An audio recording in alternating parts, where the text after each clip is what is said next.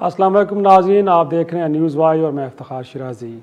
नाज़रीन, आज के प्रोग्राम में हम तफसीली ज़िक्र करेंगे कि कालेदम तंजीम की जानिब से जो पुरतशद्दुद रवैया है और उसके नतीजे में जो मुल्क के अंदर एक तनाव की कैफियत है। नाज़रीन, इसी को लेकर आज प्राइम मिनिस्टर ऑफ पाकिस्तान ने कौम से ख़िताब भी किया है, जिसके अंदर उन्होंने एक तो कालेदम तंजीम के साथ पिछले अरसे में होने वाले मुज़ाकरात की तफसील से कौम को आगाह किया है और साथ में उन्होंने तौहीन रिसालत से मुताल्लिक जो उनकी एक हिकमत अमली है और बैनुल-अक़वामी सतह पर इस मामले को उठाने का उसके ऊपर उन्होंने तफसीलन एक तरह से एक स्टेटमेंट दी है। नाज़रीन, वज़ीर-ए-आज़म ने ये बात बड़ी वाज़ेह तौर पे कह दी है कि अगर कालेदम तंजीम की जानिब से जो मुतालबा किया जाए उसे तस्लीम किया जाता है तो यकीनी तौर पर उसका नुकसान सिर्फ़ और सिर्फ पाकिस्तान को। अगर आज फ्रांस के सफ़ीर को पाकिस्तान से बेदखल किया जाता है तो यकीनी तौर पे जवाबी तौर पे फिर यूरोपीय ममालिक के जो दीगर ममालिक हैं, यूरोपीय ममालिक, वो भी पाकिस्तान के सफ़रा को वहाँ से मुल्क बदर कर देंगे और इसका नतीजा यकीनी तौर पे पाकिस्तान को एक नुकसान की सूरत में निकल सकता है। प्राइम मिनिस्टर ने बड़े वजाहत के साथ ये बताया कि पिछले 2.5 माह के अरसे में इस कालेदम तंजीम के साथ मुज़ाकरात का सिलसिला जारी था, लेकिन जब वो अपने मुतालबे से गोया कि इस्लामाबाद में धरने के मुतालबे से पीछे नहीं हटे तो मजबूरन फिर इस इक़दाम की तरफ जाना पड़ा, जिसमें गिरफ़्तारियाँ हुई और तंजीम को कालेदम करार दिया गया। उन्होंने 5th जनरेशन वॉरफेयर का भी नाज़रीन ज़िक्र किया है और उन्होंने कहा है कि इस दौरान ये जो सूरत हाल बनी है, पाकिस्तान दुश्मन क़ुव्वतों ने भी इसका भरपूर फ़ायदा उठाने की कोशिश की है और बकौल प्राइम मिनिस्टर को 4 लाख ट्वीट्स हैं सोशल मीडिया के ऊपर जिनका जायज़ा लिया गया है, जिसमें से वो कह रहे हैं कि 70% तो जाली थी, गोया कि फेक अकाउंट से की गई थी और 380 को ग्रुप्स हैं जो भारत के, जिन्होंने सारी सूरत हाल का फ़ायदा उठाते हुए पाकिस्तान के अंदर एक इंतशार की कैफियत पैदा करने की कोशिश की। प्राइम मिनिस्टर ने ये वाज़ेह तौर पे आज ये भी नाज़रीन बताया है कि तौहीन रिसालत के हवाले से जो उनकी हिकमत अमली है, गोया कि जो इस्लामी ममालिक हैं उनके साथ मिल के एक कोशिश की जाएगी और दुनिया को इस बात पे कायल करने के लिए कोशिशें होंगी कि इस मामले के ऊपर एहतियात बरती जाए, क्योंकि इससे एक बहुत बड़ी आबादी जो मुसलमानों की है यकीनी तौर पर उनके जज्बात मजरूह होते हैं और जिससे फिर पुरतशद्दुद रवैये जन्म लेते हैं। नाज़रीन, अब देखना आज के शो में भी कोशिश करेंगे अपने पैनल की डिस्कशन में कि क्या जो पाकिस्तान कोशिशें करने जा रहा है उसमें कितनी कामयाबी के इम्कानात है और क्या यही एक बेहतरीन रास्ता है जिसके ज़रिए से हम आगे बढ़ सकते हैं और साथ में जो मुल्क के अंदर एक पुरतशद्दुद फ़िज़ा पैदा हुई है इसको कैसे एक तरह से काम डाउन किया जा सकता है। मेरे साथ एक ऑनरेबल पैनल है, स्टूडियोज़ में मुझे ज्वाइन किया साबिक़ inspector general police Islamabad Tahir आलम साहब, बहुत शुक्रिया सर वक्त देने के लिए। वीडियो लिंक पे मेरे साथ मौजूद हैं जनरल रिटायर्ड अमजद शुएब साहब, सर आपका भी बहुत शुक्रिया, और मजहबी स्कॉलर हैं खुर्शीद नदीम साहब, आपका भी सर बहुत शुक्रिया। इनफैक्ट मैं गुफ्तगू का आगाज़ करूँगा जनरल साहब आपसे। आज का जो प्राइम मिनिस्टर का एक तरह से ये स्टेटमेंट आई है, आपको लगता है कि जो इस मसले को हल करने के लिए जो कोशिशें हो रही हैं, आज के दिन हुकूमत पे बड़ी तनकीद हो रही है, तो क्या ये दुरुस्त इक़दाम उठाया गया, यही एक रास्ता है कि जिसके ज़रिए से हम इस मसले को बेहतर अंदाज में हल कर सकते हैं?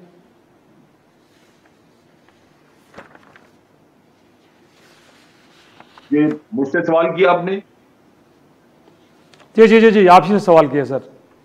अच्छा जी, मैं समझता हूँ बिस्मिल्लाहिर्रहमानिर्रहीम। देखिए, बात ये है कि कोई भी मसला हो, मुज़ाकरात ही एक हल है। उसकी वजह ये है कि जो ये वायलेंस होती है, एक तो इंसानी जानों का ज़िया, लेकिन दूसरी तरफ ये है कि जो लोग मजहबी तौर पे चार्ज होते हैं, खास तौर पे नामूस रसालत पे, वो जानों की परवाह नहीं करते और आप फिर इतनी जानों का ज़िया करके अगर कल फिर बातचीत की तरफ ही आए तो मेरा ख्याल है कि इसमें हुकूमत को फ्लेक्सिबिलिटी दिखा के तो अपने स्टांस में नरमी रख के, हाँ अलबत्ता जो इसमें ऐसे लोग जो जुर्म में मुलव्वस हैं, जिन्होंने पुलिस वालों को कत्ल किया, मारा या जलाओ घेराव किया, वो जरूरी नहीं है कि वो इनके लोग हों। वो ये भी हो सकता है कि ऐसे शरपसंद ऐसे मौकों से फायदा उठाते हैं, उनको पकड़ना चाहिए।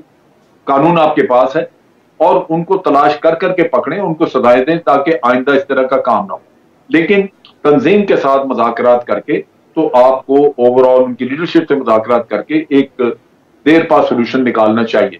इसमें बड़ी विजडम है जो कहा प्राइम मिनिस्टर ने कि अगर आज उनका सफीर निकाल भी दिया जाए तो इस बात की क्या जमानत है कि वहां पे तौहीन रसालत नहीं होगी। हो सकता है पहले से कहीं ज्यादा हो। आज तो आप उसके सफीर को बुला के एहतजाज कर सकते हैं, لیکن کل اگر سفیر بھی نہ ہو تو احتجاج بھی نہیں ہو سکے گا، وہ تو وہاں جو جی چاہے کرتے رہیں۔ تو یہ وہ سمجھدارانہ ایک رویہ جو کہ اپنانا چاہیے، لوگوں کو بتانے کی ضرورت ہے۔ اسی طرح جب آپ لبیک کہتے ہیں تو لبیک کا مطلب یہ ہے کہ آپ جناب نبی اکرم صلی اللہ علیہ وسلم کی تعلیمات پہ لبیک کہہ رہے ہیں۔ تو وہ تعلیمات میں یہی صحیح نہیں کہ ایک ہی سانس میں آپ لبیک کہیں اور دوسرے سانس میں آپ گالی گلوچ شروع کر دیں، تو وہ ہمیں تعلیمات دنیا تک پہنچانی ہے، فرانس میں بھی پہنچانی چاہیے تاکہ لوگوں کو احساس ہو، وہاں پہ ہر ملک میں جانی چاہیے یہ تعلیمات۔ تو یہ وہ رستہ ہے جو کہ مذاکرات کے ذریعے ہمیں ان کو بتانا تھا اور قائل کرنا تھا، تاکہ صحیح معنوں میں ناموس رسالت کا تحفظ کا صحیح مطلب سمجھا جا سکے اور اس کے مطابق کام کیا جا سکے۔ صحیح صحیح صحیح، درست درست پوائنٹ ہے سر۔ خورشید صاحب میں آپ کی طرف آؤں گا۔ آج پرائم منسٹر کو جو مجھے لگتا ہے کہ جو مرکزی ان کا ایک نقطہ تھا وہ یہ تھا کہ پوری دنیا کو سینسٹائز کیا جائے گا، تو آپ کو لگتا ہے کہ ایک مربوط کوشش ہو سکتی ہے اور بالخصوص اسلامی ممالک کے فورم سے یہ کام کیا جا سکتا ہے اور دنیا کو سمجھایا جا سکتا ہے کہ یہ کتنا حساس معاملہ ہے اور اس کے اوپر احتیاط برتی جائے؟ دنیا کو سمجھانے سے زیادہ میرا خیال ہے کہ یہ بات خود پاکستان کو اور پاکستان کے لوگوں کو اور پاکستان کی حکومت کو سمجھنے کی۔ یہ مسئلہ اس طرح بین الاقوامی مسئلہ نہیں ہے، یہ ہمارے لیے مقامی مسئلہ ہے۔ وزیر اعظم صاحب نے جو گفتگو آج قوم سے کی، کاش یہی باتیں وہ تحریک لبیک کے لوگوں سے اس وقت کرتے جب ان کے ساتھ مذاکرات کر رہے تھے، جب ان کے ساتھ معاہدہ کیا جا رہا تھا۔ حکومت نے ان سے یہ کہا کہ ہم سفیر کو نکالیں گے، لیکن اس کے لیے ہم پارلیمنٹ کے تھرو ایک پروسیس اختیار کریں گے اور اس کے بعد اس کو نکالیں گے۔ گویا تحریک لبیک کے ساتھ آپ نے یہ وعدہ کر لیا کہ ہم فرانس کے سفیر کو ملک سے نکالیں گے۔ آج آپ یہ فرما رہے ہیں قوم سے کہ فرانس کے سفیر کو نکالنے کے اتنے نقصانات ہیں اور ہم یہ کبھی افورڈ نہیں کر سکتے اور ہم کو یہ نہیں کرنا چاہیے۔ کیا یہ نقصانات ابھی 1-2 مہینے کے دوران میں واضح ہوئے؟ اس سے پہلے ہم پہ واضح نہیں تھے؟ اس وقت گزارنے کی کوشش، آج ان لوگوں کو اٹھا دیا جائے اور اس کے بعد دیکھا جائے گا پھر لوگ کہاں جمع ہوں گے اور ہم اس طرح کی چیزیں پھر مینج کر لیں گے۔ یہ اپروچ جب حکومتیں رکھتی ہیں اس ملک کے اندر تو وہ ایک ڈیفیسٹ آف ٹرسٹ پیدا کرتی ہیں۔ ایک عوام کے درمیان، تنظیموں کے درمیان اور حکومت کے درمیان ایک عدم اعتماد کی فضا پیدا ہوتی ہے جس میں لوگ آپ کی باتوں پر اعتبار کرنے کے لیے تیار نہیں ہوتے۔ یہ بات اس وقت تحریک لبیک کے لوگوں سے کہی جانی چاہیے تھی کہ آپ جو مطالبہ کر رہے ہیں یہ قابل قبول نہیں ہے، یہ پاکستان کے مفاد میں نہیں ہے، اور ہمیں اگر یہ خاکے رکوانے ہیں، اس طرح کی بدتمیزیاں رکوانی ہیں تو اس کا کوئی پروسیس ہے، تو ہم آپ کو بھی مشاورت میں شریک کرتے ہیں۔ اس کے بعد آپ کے خیال میں اس وقت جو حکومتی ایک اقدام تھا وہ خالصتاً سیاسی تھا، اور اگر دیکھا جائے تو پھر قول و فعل میں تضاد پھر ریاست کے اینڈ پہ ہمیں زیادہ نظر آتا ہے؟ آپ کے خیال میں پرابلم یہی ہے بنیادی طور پہ۔ دیکھیے جب آپ قوم یہ دیکھتی ہے، اس ملک میں تحریک لبیک کے لوگ یہ دیکھتے ہیں کہ ایک آدمی جب ایک اور حکومت ہوتی ہے تو ان کا وکیل بن کے کھڑا ہو جاتا ہے، اور جب ایک دوسری حکومت ہوتی ہے اور اس کے اندر وہ وزیر داخلہ ہوتا ہے تو وہ ان کے خلاف مدعی بنا ہوتا ہے۔ تو یہ رویے جو ہیں جو آپ کے ایک اپارچونزم سے، سیاسی مطلب پرستی سے ابھرتے ہیں، یہ اصل میں لوگوں کے درمیان اور حکومتوں کے درمیان ایک عدم اعتماد کی فضا پیدا کرتے ہیں۔ یہ مسئلہ صرف دنیا کے حوالے سے دیکھنے کا نہیں ہے، ہمارے لیے یہ مسئلہ پاکستان کے حوالے سے دیکھنے کا ہے۔ عوام کے درمیان اور حکومتوں کے درمیان ایک اعتماد کا رشتہ ہوتا ہے۔ ریاست کی ایک اخلاقی ساخت ہوتی ہے، اخلاقی ساخت کی حفاظت کرنا حکومت کی ذمہ داری ہوتی ہے۔ جب آپ معاہدے کر رہے ہوتے ہیں کسی گروہ کے ساتھ، کسی پولیٹیکل پارٹی کے ساتھ، کسی دوسرے گروہ کے ساتھ، تو اس وقت آپ کو یہ بات کا احساس رہنا چاہیے کہ یہ ہمارا مسئلہ ہے، یہ ہمارے لوگ ہیں، ہم ان کی نمائندگی کر رہے ہیں، ہمارے درمیان ایک اعتماد کی فضا پیدا ہونی چاہیے۔ یہ بدقسمتی سے ہم اس کو برقرار نہیں رکھ سکے، جس کی وجہ سے یہ مسئلے پیدا ہوتے ہیں۔ مناسب طاہر صاحب، آپ کو کیا لگتا ہے انفیکٹ سارے فیصلہ جو بھی ہوا، لیکن اس صورتحال کو جس طرح ہینڈل کرنے کی کوشش کی گئی، آپ نے دیکھا کہ پچھلے چند دنوں کے اندر کچھ لوگوں کی اموات بھی ہوئی، کتنے لوگ زخمی ہوئے، تو کیا کہیں گے پولیس کے اینڈ کے اندر پہ کوئی اسٹریٹجی کے اندر ایشو کو ہینڈل کرنے میں کوئی کوتاہی تھی، یا آپ کو لگتا ہے کہ فیصلہ اتنا ابرپٹ تھا کہ اس کے لیے فورسز تیار نہیں تھی؟ میں نہیں سمجھتا کہ فیصلہ بڑا ابرپٹ تھا۔ آپ نے ان کو محترم وزیر داخلہ صاحب کو سنا ہوگا جنہوں نے کہا تھا کہ ہمیں پل پل کی خبر تھی کہ ان کے کیا عزائم ہیں، یہ کیا کیا کچھ کرنے والے ہیں۔ اور آج وزیر اعظم صاحب نے بھی یہ فرمایا کہ ان کی ساری موبلائزیشن ہو رہی تھی اور ہمیں پتہ تھا۔ اور پھر جب ان کو گرفتار کیا گیا حافظ صاحب کو، تو کیا انہوں نے پہلے سے تیاری نہیں کی؟ کیا ان کو پتہ نہیں تھا کہ اس کے کانسیکوینسز کیا ہوں گے؟ درست. کیا انٹیلیجنس ایجنسیز جو ہیں انہوں نے کوئی رپورٹ نہیں دی تھی کہ کیا کچھ ہونے والا اور کہاں کہاں ہونے والا ہے؟ اور میں سمجھتا ہوں کہ لاہور پولیس کی تعداد 30-35 ہزار ہے. ان میں سے اگر صحیح طریقے سے پہلے سے پلاننگ کر کے 15,000 بندے بھی مختلف چوکوں پر منظم طریقے سے کھڑے کر دیے جاتے اور باقاعدہ بریفنگ کے ساتھ اور کچھ موبائل ہوتی پولیس ٹرکوں میں، تو شاید اس طرح کے واقعات نہ ہوتے، ان کو سڑکیں بلاک نہ یہ کر پاتے. گرفتاری ایک بہت بڑا طریقہ کار ہے کہ جب آپ گرفتار کر لیں تو حوصلے ٹوٹ جاتے ہیں. آپ کو لگتا ہے اسٹریٹجی میں فلا تھا؟ میرا خیال ہے کہ بالکل فلا تھا، اور پولیس جو ہے اس کو کوئی واضح احکامات بھی نہیں تھے کہ کرنا کیا ہے تم نے، کہ یہ اگر آگ لگائیں گے گاڑیوں کو جلائیں گے تو جواب میں آپ کیا کریں گے. صحیح. ان کو کہا کہ فورس یوز نہیں کرنی ہے. ہاں جی بس آپ کہیں اچھا چلے اب آپ ٹیئر گیس کر لیں. اب یہ جو پولیس کے 5 بندے ایسے ہیں جن میں زخمی بھی ہیں اور مرنے والے بھی ہیں جن کو گولی لگی ہے. اچھا. ان میں ایسے لوگ بھی تھے جن کے پاس فائر آرم تھا. صحیح. تو سیلف ڈیفense کا تو قانون یہ کہتا ہے کہ جب کوئی آپ پر فائر کرے یا آپ کے سامنے کسی اور کی جان لے یا املاک کو نقصان پہنچائے تو آپ کو سیلف ڈیفenس کا قانون یہ رائٹ دیتا ہے کہ آپ اتنی فورس یوز کریں جتنی اس کے لیے ضروری ہے. صحیح.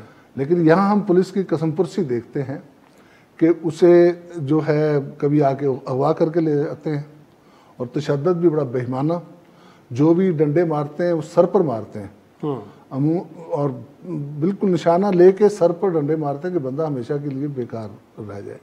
اور جبکہ پولیس کے ہاتھ باندھ دیے جاتے ہیں کہ آپ نے کچھ بھی نہیں کرنا.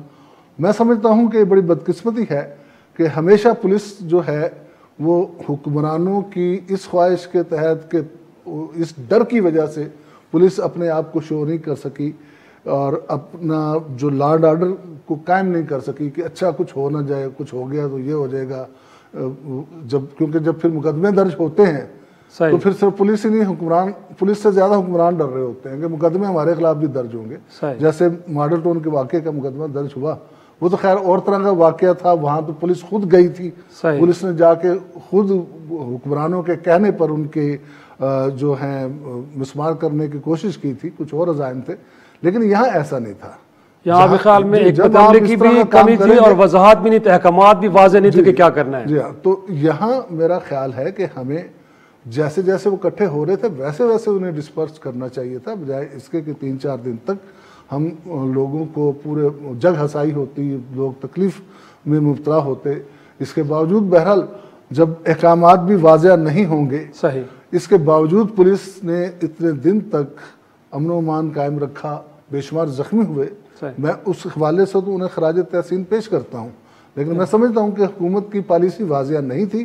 مذاکرات چلے آپ نہیں کر سکے تو کم از کم کوئی پالیسی ہی دے دیتے کہ یہ کرنا ہے. بیسٹ میں انگیج کرتے آپ، انگیجمنٹ کی پالیسی بھی آپ کو لگتا ہے کہ بہتر نہیں تھی. ناظرین ایک چھوٹا سا بریک لیتے ہیں، بریک کے بعد گفتگو.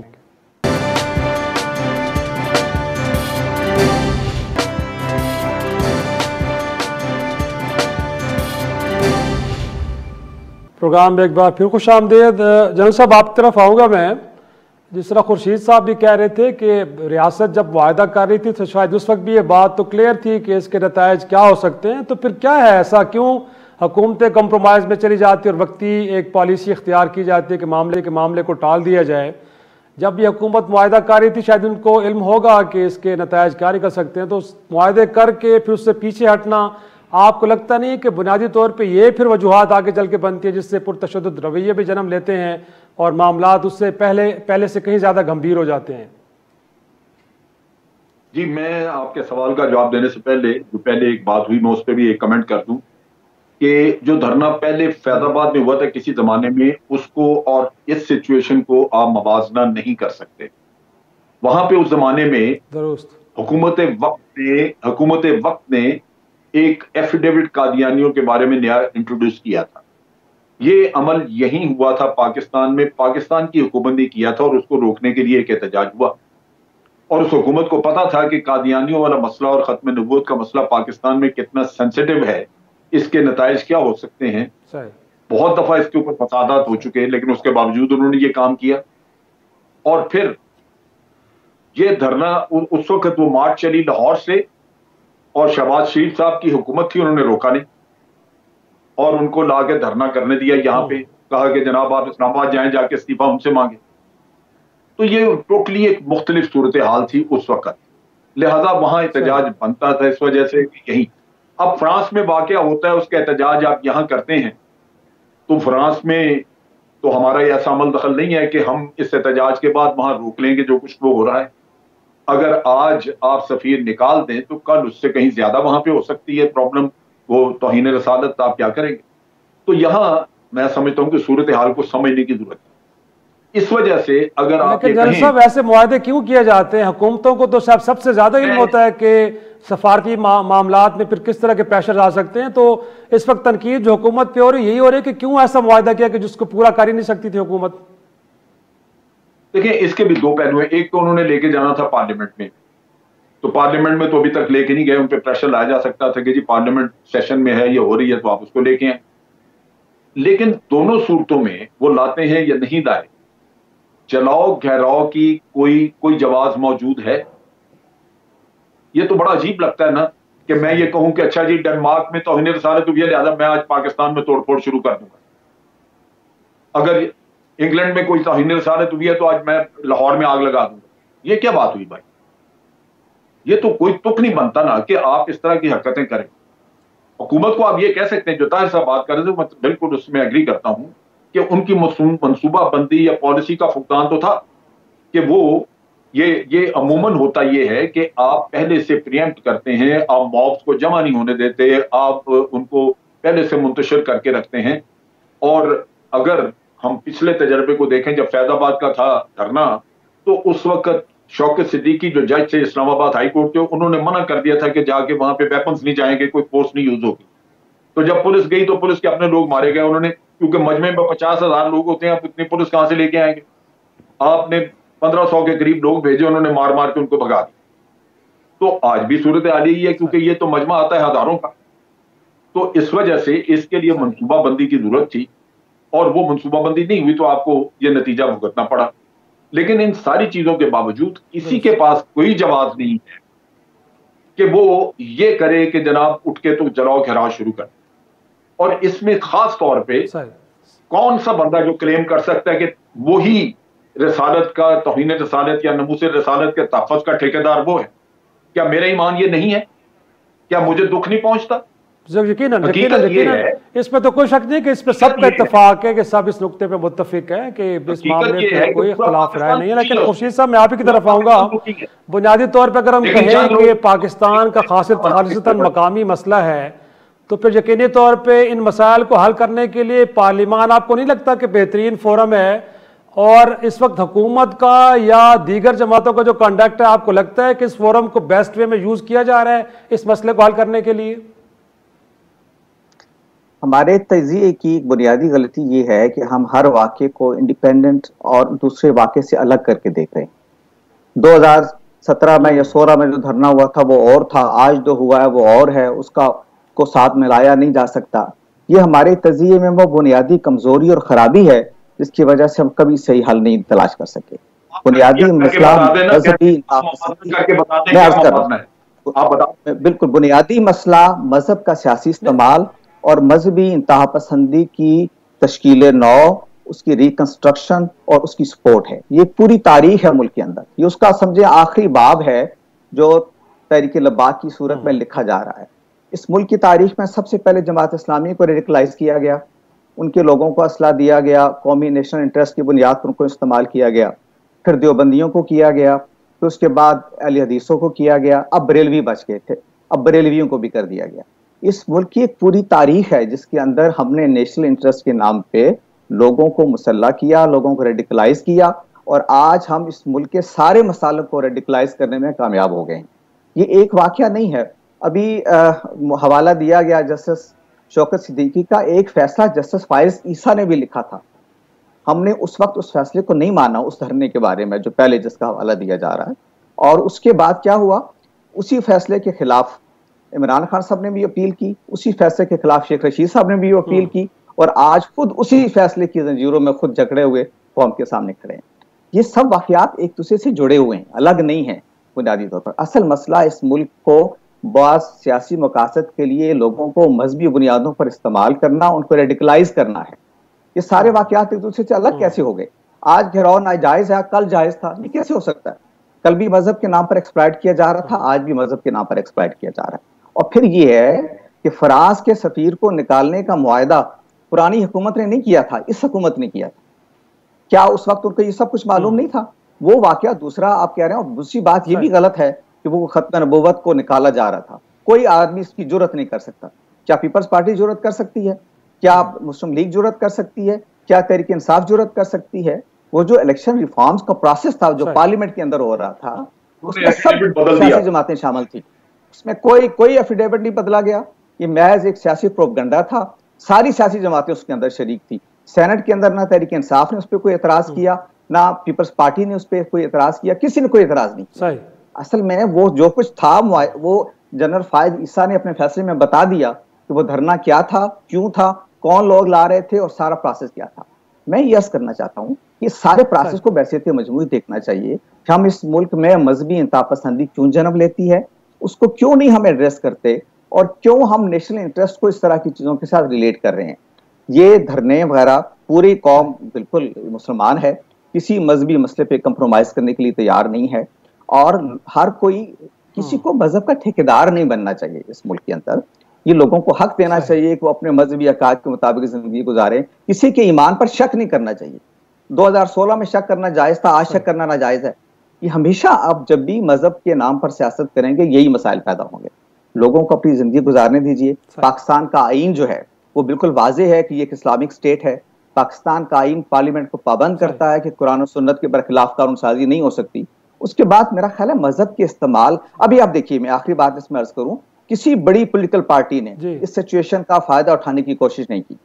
مولانا فضل الرحمان صاحب نے جو گفتگو کی وہ انہوں نے یہ واضح کیا کہ یہ متحدہ مجلس عمل کی طرف سے وہ کہہ رہے ہیں, وہ پی ڈی ایم کی طرف سے نہیں انہوں نے اسٹیٹمنٹ جاری کی. کوئی بڑی پولیٹیکل پارٹی, مسلم لیگ, تحریک انصاف تو چلے حکومت میں ہے, پیپلز پارٹی اس وقت اس کے ساتھ نہیں کھڑی. اس کا مطلب یہ ہے کہ اس نیشنل کنسنسس کو آپ آگے بڑھائیں, نہ کہ ان کو لوگوں کو الزام دیں آپ. صحیح پوائنٹ ٹیکن جی. ایک چھوٹا سا بریک لیتے ہیں, بریک کے بعد گفتگو کو آگے بڑھائیں.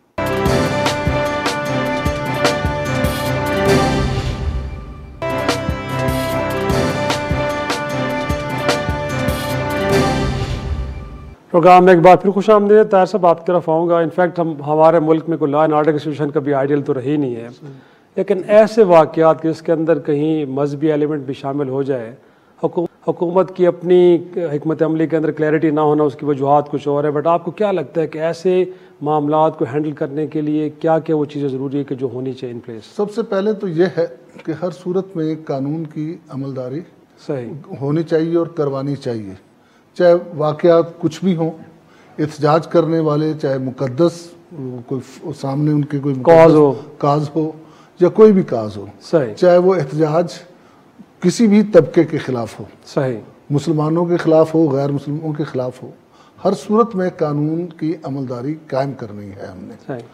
میں جنرل امجد شعیب صاحب کی اس بات سے اتفاق کروں گا کہ جو لوگ اس طرح کی حرکت کرتے ہیں ان کو سزائیں ملنی چاہیے, انہیں پکڑنا چاہیے. جب 2016 یا 2017 میں مولانا خادم رضوی مرحوم صاحب یہاں آئے تھے اور جتنا کچھ ہوا تھا اور جتنے پولیس والے زخمی ہوئے, اغوا ہوئے, وہ مقدمے جو درج ہوئے تھے, اور جن لوگوں نے یہ کیا تھا ان لوگوں کو اگر چن چن کے چاہے نادرا کی مدد سے, ان کی تصویروں کی مدد سے ان کا ڈیٹا نکالتے, ان کی شناخت پریڈیں کراتے اور ان کو ہم سزا دلواتے, یا اس کے بعد جو کچھ ہوتا رہا ہے اس میں سزا دلواتے, تو شاید آج ہمیں یہ دن دیکھنا نصیب نہ ہوتا. اس کے ساتھ ساتھ ہمیں پولیس فورس جو ہے اس کو آرگنائز کرنا ہوگا. ہمیں پولیس کو ایک یونٹ کے طور پر استعمال کرنا ہوگا. ہوتا یہ ہے کہ 10 بندے کہیں دوسرے ایک تھانے سے آگے, 4 بندے ایک تھانے سے آگے, کوئی CIA سے آگے, اور ایک دم اکٹھا کر کے ان کو موقع پر ہی ایک ان کا یونٹ بنا دیا جس کا کوئی انچارج نہیں, پراپر آپس میں سنکرونائز نہیں ہے, آپس میں کوارڈینیشن نہیں ہے. تو پولیس کو بطور ایک یونٹ کے اس قسم کے ایکشن, اس قسم کے معاملات میں ایکشن لینا چاہیے. آگے بڑھنا ہے, ڈسپرس کرنا ہے تو کٹھے چلنا ہے. ریٹریٹ کرنا ہے تو کٹھے پیچھے ہونا ہے صحیح، اور تمام کو مکمل گیئر کے ساتھ آگے جانا چاہیے. اس میں اسپیشلائزڈ یونٹ ہوں تو بہتر ہے. ہمارے یہاں اگرچہ پنجاب میں پنجاب کنسٹیبلری ہے جسے پی سی بولتے ہیں, سندھ میں Sindh reserve police S R P ہے, لیکن ہم دیکھتے ہیں ایک تو ان کی تعداد تھوڑی ہے, دوسرے ان لوگوں کو ہم نے ایسی ڈیوٹیوں پر لگا دیا ہے کہ ادھر سے کھینچ کے ان کی پلٹون میں شامل کر کے انہیں شامل کرنا, اور پھر وہ ایگری بھی نہیں ہوتے کیونکہ جو ادھر گیا وہ ادھر جا کے ڈمپ ہو جاتا ہے. کوئی طریقہ کار نہیں ہے کہ ان کو سال بعد 2 سال بعد وہ آٹومیٹیکلی چینج ہو جائیں, اگرچہ پالیسی ہے لیکن اس پالیسی پر عمل درآمد نہیں کیا جاتا. لیکن آپ کو لگتا ہے کہ موب ہینڈلنگ کے حوالے سے جو ایبلٹیز ہیں پولیس کے اندر وہ کہیں ہیں موجود جو ڈیولپ کرنی چاہیے؟ وہ ایریا ٹریننگ دی جاتی ہے لیکن وہ ٹریننگ اس لیول کی نہیں ہے. دیکھیں کرائم وغیرہ کنٹرول نہیں ہوا, چور نہیں پکڑا گیا, ڈاکو نہیں پکڑا گیا, ڈکیتیاں ہو گئیں, یہ تو برداشت ہو جاتا ہے حکومتوں سے, لیکن اس قسم کے جو واقعات ہیں یہ حکومتوں کو بھی لے ڈوبتے ہیں. لہٰذا حکومتوں کو اس کی طرف زیادہ توجہ دینی ہوگی اور پولیس کی ری اسٹرکچرنگ کی ضرورت ہے, اس کو پراپر طریقے سے آرگنائز کرنے کی ضرورت ہے. ہم سول سرونٹس کی طرح پولیس مین کو ٹریٹ کرتے ہیں کہ جی 25 سال کی عمر تک کا بندہ بھرتی ہو سکتا ہے. 25 سال کا مطلب یہ ہے کہ آج اگر ویکینسی نکلی ہے تو 1 سال بعد وہ بھرتی کا عمل پورا ہوگا اور پھر 1 سال میں اس کی ٹریننگ ہوگی, تو جب تک وہ میدان میں آئے گا 27 سال کا ہو جائے گا. تھوڑے ہی عرصے بعد وہ موٹا تازہ ہو جائے گا. اور یہ ینگ سے لڑکے ہوتے ہیں, پتلے دبلے ہوتے ہیں, ان کے ساتھ مل کے لڑنا بھاگنا اس کے لیے ممکن نہیں ہوتا. ہمیں پولیس کو ایک سول ادارے سے ہٹ کے ایک باقاعدہ اسپیشل لاز اس کے بنانے چاہیے. یہاں 18-19 سال سے زیادہ عمر کا بندہ بھرتی نہیں کرنا چاہیے. اور پھر آرمی کی طرح جب وہ ایک خاص ایج پر پہنچ جائے, جب وہ ایکٹیو ڈیوٹی کرنے کے قابل نہ رہے, اس قسم کے ہنگاموں کو ڈیل نہ کر سکتا ہو, تو اسے پھر یا تو اگر اس میں کوئی قابلیت ہے تو انویسٹیگیشن میں بھیج دیں, کسی اور شعبے میں بھیج دیں. پوائنٹ ایک چھوٹی سی بریک لے کہا جا رہا, بریک لیتے, بریک کے بعد واپس گفتگو کو آگے بڑھائیں گے.